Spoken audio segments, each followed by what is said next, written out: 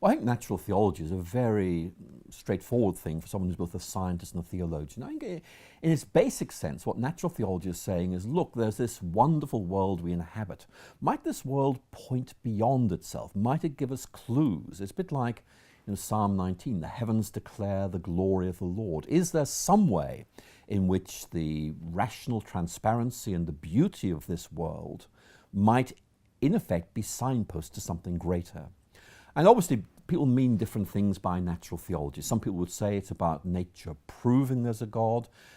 People like me would say, no, it's not so much proving, it's much more there's a resonance between the Christian way of looking at things and the way the world is. But whatever it is, it's about saying studying nature is actually a great thing to do because it's interesting in itself, but also because by studying nature as God's creation, it's giving you a deeper grasp of the wisdom of God as creator.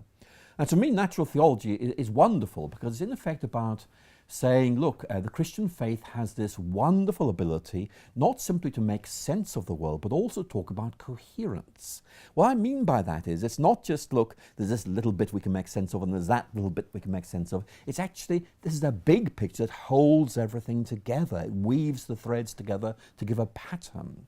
And for me, natural theology is a way of bringing to bear this big picture way of looking at nature, which helps you make sense of it, but also says, hey, it's not random. It's actually, there is something genuinely meaningful here. So I find natural theology a very, very exciting thing to do. It's important to many people. If you're a scientist, it's about saying, look, your scientific research deepens your vision of God. It also is real importance apologetically, because it's saying, look, we all want to try and make sense of this world. And in one sense, what we're doing is we're testing our worldviews against what we see. When I was an atheist, I thought the atheist way of looking made most sense of things. Then I discovered the Christian one said, this is much better. And in many ways, natural theology is about saying, look, stand inside the Christian way of looking at things, and look at the world and ask, how much sense does that make? It makes a lot. And for me, that's a very important contribution to debates about the rationality of Christianity, particularly in light of the debates that Richard Dawkins and others have sparked off. Now, in theological circles, sometimes natural theology has been somewhat suspect. People have said, for example, that Barth showed us that natural theology was dangerous, perhaps even a kind of superstition. What would you say on that history?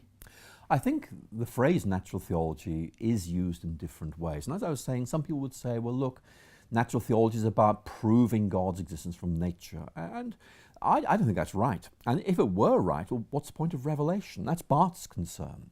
What I'm saying is, look, revelation comes first. It gives us this divinely disclosed big picture. And then you say, let's use it. Let's use it to look at nature. And we say, hey, doesn't this make sense? So what I'm doing is not saying nature proves God. It's much more God gives us this way of looking at things. I start using it.